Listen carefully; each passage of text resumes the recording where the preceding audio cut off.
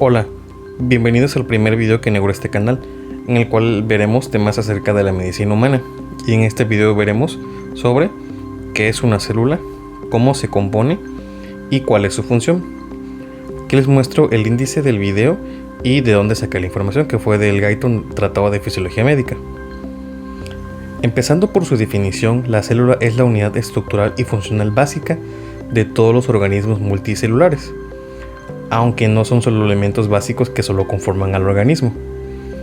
Estas aportan la estructura de los tejidos y órganos del cuerpo, ingieren los nutrientes, los convierten en energía y realizan funciones especializadas. Además, las células contienen el código hereditario del organismo que controla las sustancias sintetizadas por las células mismas. Y sobre todo, les permite realizar copias de sí mismas. Vamos con la siguiente parte, que es organización de la célula. Las dos partes más importantes de la célula son el núcleo y el citoplasma, que van a estar separados entre sí por una membrana nuclear, mientras que el citoplasma está separado de los líquidos circundantes por una membrana celular, o también llamada membrana plasmática. Las diferentes sustancias que componen a la célula se conocen colectivamente como protoplasma. El protoplasma está compuesto principalmente por 5 sustancias: agua, electrolitos, proteínas, lípidos e hidratos de carbono. El agua es el principal medio líquido de la célula, en una concentración del 70-85%, que está presente en la mayoría de las células, excepto en los adipocitos. Los iones, algunos de los iones más importantes de la célula son el potasio, magnesio, fosfato, sulfato, bicarbonato y cantidades más pequeñas de sodio y cloruro. Y también calcio, casi lo olvido. Estos iones son necesarios para el funcionamiento de algunos de los mecanismos de control celulares. Por ejemplo, los iones que actúan en la membrana celular son necesarios para la transmisión de los impulsos electroquímicos en el músculo y las fibras nerviosas. Después del agua, las sustancias más abundantes en la mayoría de las células son las proteínas, que constituyen entre el 10 y el 20% de la masa celular.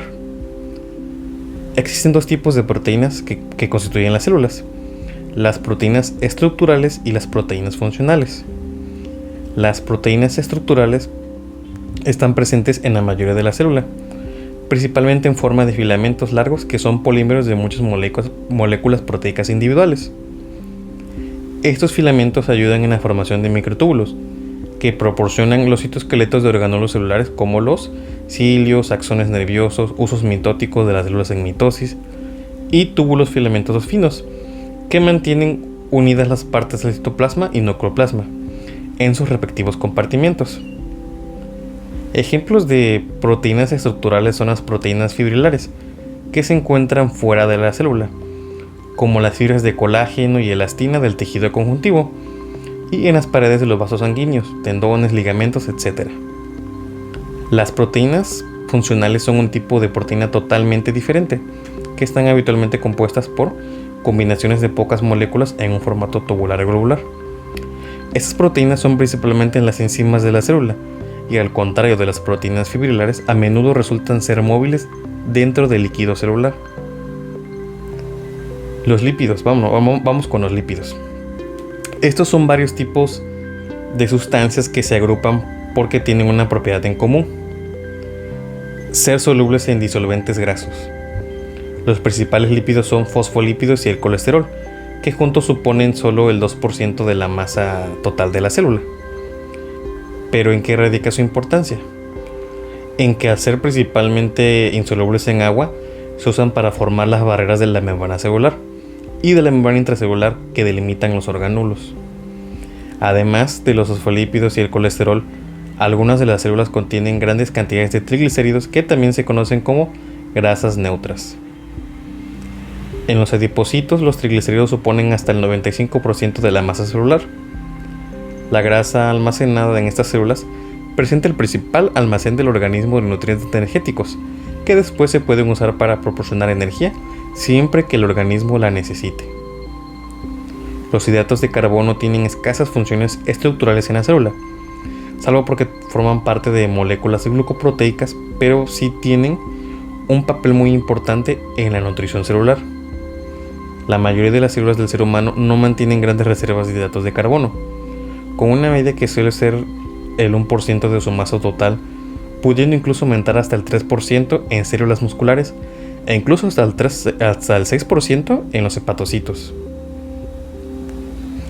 No obstante, los hidratos de carbono siempre están presentes en forma de glucosa disuelta en el líquido extracelular, de forma que es fácilmente accesible a la célula.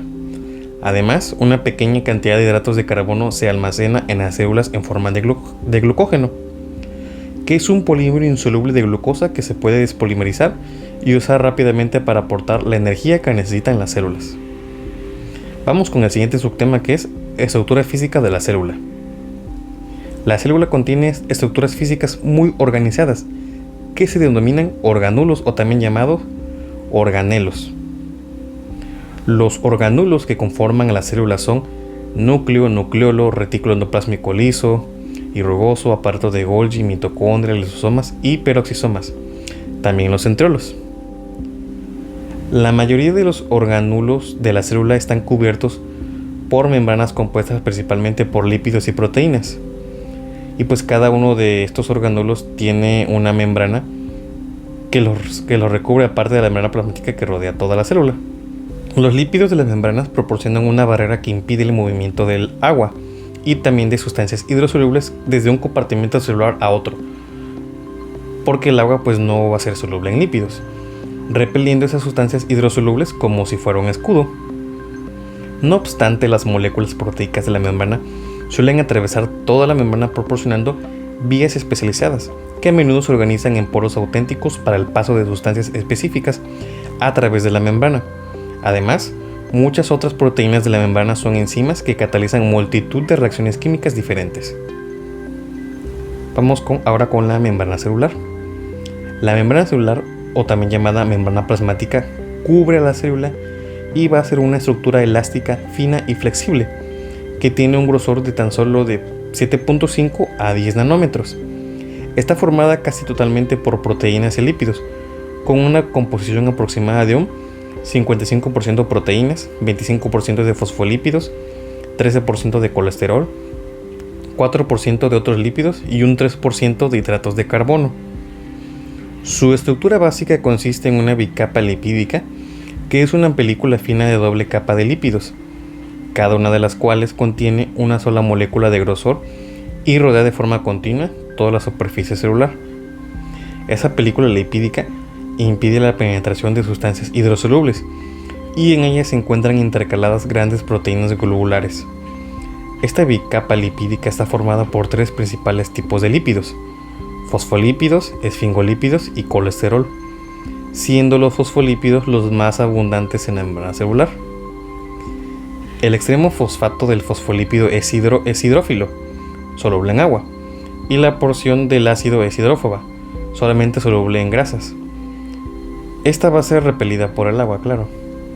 Las porciones hidrófilas de fosfato constituyen las dos superficies de la membrana celular completa, que están en contacto con el agua intracelular en el interior de la membrana y con el agua extracelular en la superficie externa, y aquí atraerán al agua. Las colas de ácidos grasos quedan escondidas en el interior de la membrana, exactamente en la zona media, evitando que el agua y sustancias hidrosolubles como el oxígeno, dióxido de carbono o el alcohol puedan penetrar en esta porción de la membrana con facilidad. Los esfingolípidos derivados del aminoalcohol esfingosina tienen también grupos hidrófobos e hidrófilos y están presentes en pequeñas cantidades en las membranas celulares, especialmente en células nerviosas. Proteínas de la membrana celular integrales y periféricas. Bueno, en la bicapa lipídica se encuentran masas globulares que flotan en ella. Estas proteínas de membrana son principalmente glucoproteínas. Como podemos ver en esta imagen, las proteínas que se encuentran en la membrana pues van a ser muchas, ¿no? Pero existen dos tipos de proteínas en la membrana celular más específicas, que son proteínas integrales que protegen por toda la membrana y proteínas periféricas que se unen solo a una superficie de la membrana y que no penetran en todo su espesor. Muchas de las proteínas integrales componen canales estructurales o poros a través de los cuales las moléculas de agua y sustancias hidrosolubles, especialmente los iones, se pueden difundir entre los líquidos extracelular e intracelular.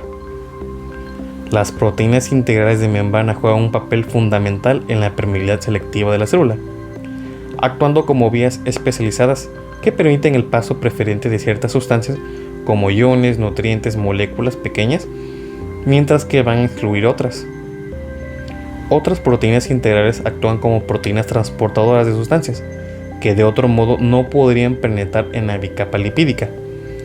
En ocasiones estas proteínas transportan incluso sustancias en dirección contraria a sus gradientes electroquímicos, lo que se conocería como transporte activo. Las proteínas integrales de la membrana pueden actuar también como receptores de los productos químicos hidrosolubles, como las hormonas peptídicas, que no penetran fácilmente en la membrana celular. Estas proteínas son un medio de transmisión de la información sobre el entorno hacia el interior de la célula. Como podemos ver en esta imagen, las proteínas periféricas se unen con frecuencia a las proteínas integrales, de forma que las proteínas periféricas funcionan casi totalmente como enzimas o como controladoras del transporte de sustancias a través de los poros de la membrana celular. Ahora hablemos de los hidratos de carbono, que se van a encontrar en la membrana, casi invariablemente combinados con proteínas o lípidos en forma de glucoproteínas o glucolípidos. De hecho, la mayoría de las células integrales son en sí glucoproteínas, y aproximadamente la 10ª parte de las moléculas lipídicas de la membrana son glucolípidos. Las porciones de gluco de estas moléculas protruyen casi siempre hacia el exterior de la célula, colgando de la superficie celular. Hay muchos otros compuestos de hidratos de carbono que se van a denominar proteoglucanos y son principalmente hidratos de carbono unidos a núcleos de proteínas pequeñas, que también se unen laxamente a la superficie externa de la pared. Es decir, toda la superficie externa de la célula a menudo va a contener un recubrimiento débil de hidratos de carbono que se conoce como glucocáliz. Estas estructuras de hidratos de carbono unidas a la superficie exterior de la célula tienen varias funciones importantes,